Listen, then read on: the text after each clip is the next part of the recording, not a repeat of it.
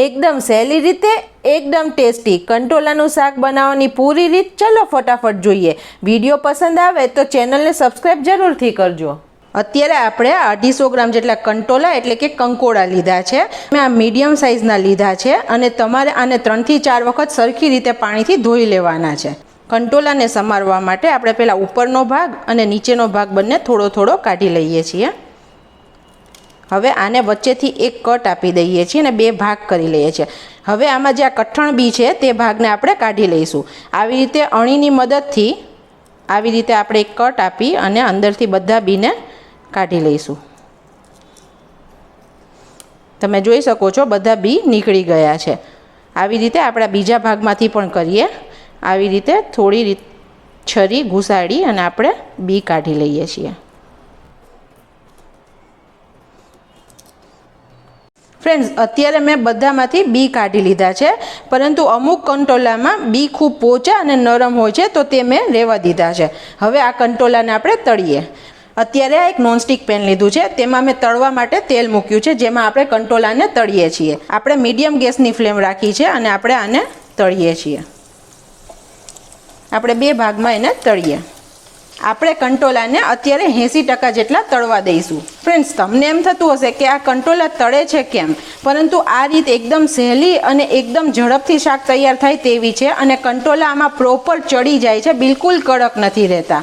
અને આ શાક એટલું ચટાકેદાર ને ટેસ્ટી બને છે કે તમે એકવાર બનાવશો ને તો વારંવાર ફરમાઈશ થશે। અને આમાં તેલ બિલકુલ પણ ભરાઈ નથી રહેતું। ફ્રેન્ડ્સ, તમને તળવામાં એમ લાગે કે તેલ ભરાઈ રહેશે, પરંતુ બિલકુલ પણ ડ્રાય થઈ જાય છે। કંટોલા એ ચોમાસાની સિઝનમાં આવતું ફ્રેન્ડ શાક છે। આ શાક ખાવું ખૂબ જ જરૂરી છે, કેમ કે આમાં ન્યુટ્રિશન ખૂબ વધારે હોય છે, એના હેલ્થ બેનિફિટ પણ બહુ વધારે છે। થોડી વાર પછી આપણે ચેક કરીશું કે કંટોલા ચડ્યા છે કે નહીં, તો આવી રીતે ચપ્પુની મદદથી કોઈ પણ એક કંટોલામાં લગાવશું। આવી રીતે ચપ્પુ તમે જોઈ શકો છો કે બહાર આવી જાય છે અને આપણા કંટોલા પૂરા ચડી ગયા છે। તો હવે આપણે આને કાઢી લઈએ। આપણે આ રીતે બીજા કંટોલા પણ તળી લઈએ છીએ। હવે આપણે શાકમાં ઉમેરવાનો મસાલો તૈયાર કરીએ। તેને માટે એક મિક્સરની જાર લીધી છે, તેની અંદર આ શેકેલી સિંગ છે, જે 3 ચમચી ઘરની રૂટીન હોય તે લીધી છે। આ 2 ચમચી શેકેલા તલ છે, શેકેલા નહીં હોય તો પણ ચાલશે।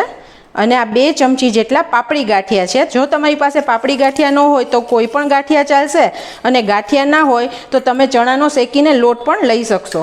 હવે આપણે આને પલ્સ મોડમાં ચાલુ બંધ કરતાં કરતાં ક્રશ કરવાનું, જેથી ગાંઠિયા અને સિંગનું તેલ છૂટું ના પડી જાય। હવે આપણે ખોલીને જોઈ લઈએ। તમે જોઈ શકો છો આપણો ભૂકો એકદમ સરસ બન્યો છે, બિલકુલ ચીકણો નથી બન્યો અને કરકરું પીસાઈ પણ ગયું છે। આપણે આવો ભૂકો બનાવવાનો છે। આપણે હવે આમાં મસાલા કરીએ। તેમાં 1/4 ચમચી જેટલી હળદર લઈએ છીએ। આ 1 થી 1.5 મોટી ચમચી જેટલું કાશ્મીરી લાલ મરચું છે, જેનાથી કલર સારો આવશે। આ 1 ચમચી મોટી જેટલું ધાણા જીરું છે। અત્યારે હું અડધી ચમચીથી ઓછું મીઠું એડ કરું છું, કેમ કે શેકેલી સિંગ છે તે પણ મીઠાવાળી છે અને પાપડી છે તેમાં પણ મીઠું છે, તેથી હું અત્યારે આટલું જ મીઠું એડ કરું છું। તમે ટેસ્ટ પ્રમાણે એડ કરી શકશો। 1/4 ચમચી જેટલો ગરમ મસાલો છે। આ અડધાથી ઓછું લીંબુનો રસ લઉં છું। અત્યારે 1 ચમચી જેટલી ખાંડ લઉં છું, કારણ કે કંકોડામાં થોડી કડવાશ હોય છે, તેથી મેં 1 ચમચી ખાંડ લીધી છે। તમે આમાં ગોળ પણ ઉમેરી શકો છો। હવે આ બધું આપણે એકવાર મિક્સ કરી લઈએ। આ મસાલો ફ્રેન્ડ્સ એટલો ટેસ્ટી બને છે કે તમે કોઈ પણ ભરેલા શાકમાં વાપરશો ને તો પણ એકદમ સરસ શાક ટેસ્ટી બનશે। હવે આ મસાલાને આપણા કંટોલા જ્યારે થોડા ગરમ છે ત્યારે જ તેની ઉપર આવી રીતે સ્પ્રિંકલ કરી દઈએ, એટલે કે છાંટી દઈએ।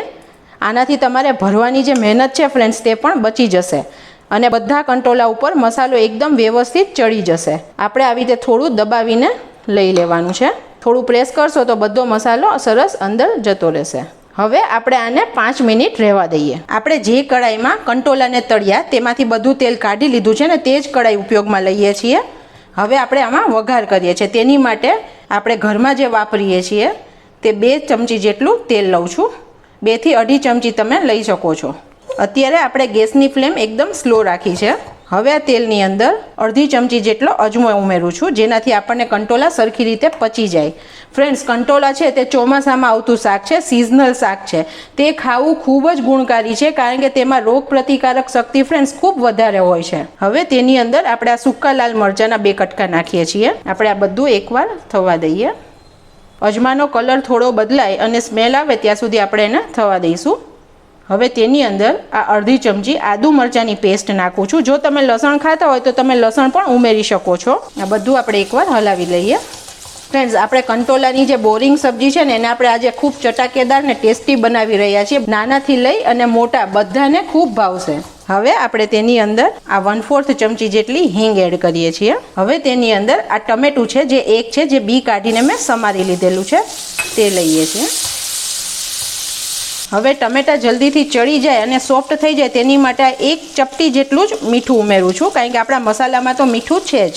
હવે આ ટમેટાને આપણે એકદમ સોફ્ટ થઈ જવા દેવાના છે, તો આપણે ઢાંકી અને 2 મિનિટ થવા દઈએ. હવે આપણે આને વચ્ચે એકવાર હલાવી લઈએ. આવી રીતે આપણે દબાવશું અને થોડા મેશ થાય છે, પણ હજી આપણે 1 મિનિટ જેટલું રહેવા દઈએ અને દબાવીને આવી રીતે મેશ કરી દઈએ. થોડા આપણે આ ટમેટાની અંદર પણ 1/4 ચમચી જેટલી હળદર ઉમેરીએ છીએ, જેથી કલર સરસ આવે. ફ્રેન્ડ્સ, કંટોલામાં એન્ટીઓક્સિડન્ટ પ્રોપર્ટી બહુ વધારે હોય છે, તેથી તે આપણા શરીરને અંદરથી ખૂબ જ સ્વચ્છ કરે છે, તો તે માટે પણ આપણે કંટોલા ખાવા જોઈએ. હવે આપણા ટમેટા એકદમ સોફ્ટ થઈ ગયા છે અને તેલ પણ છૂટું પડી ગયું છે. હવે આપણે તેની અંદર આ જે કંટોલા અને મસાલો છે તે બધું જ એડ કરીએ છીએ અને હલાવવાનું છે. ફ્રેન્ડ્સ, ઘણા આમાં તેલ વધારે નાખતા હોય છે, પરંતુ મને વધારે તેલ પસંદ નથી, તો મેં થોડું ઓછું નાખીને વઘાર કર્યો છે. જો તમને ઓછું લાગે તો તમે વધારે તેલ નાખીને પણ કરી શકો છો. હલાવીને મિક્સ કરી દીધું છે. ફ્રેન્ડ્સ, હવે આપણે આવી રીતે હાથમાં લઈ અને થોડું પાણી છાંટી દઈએ અને હવે આપણે આને ઢાંકીને 2-3 મિનિટ થવા દઈએ. આપણા કંટોલા તો આપણે તળેલા જ છે, તેથી 80% ચડી ગયા છે. તો હવે આપણે આને બહુ ચેળવવા પણ નહીં પડે, ખાલી આપણો મસાલો સરખો ભળી જાય તેટલી વાર આપણે થવા દઈશું.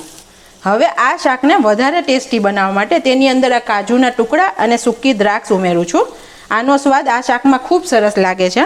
આ 1 થી 1.5 ચમચી જેટલું સૂકું ટોપરાનું છીણ છે જે ઉમેરું છું અને આ આપણી ધોયેલી લીલી કોથમીર છે તે ઉમેરું છું. હવે બધું આપણે એકવાર મિક્સ કરી દઈએ.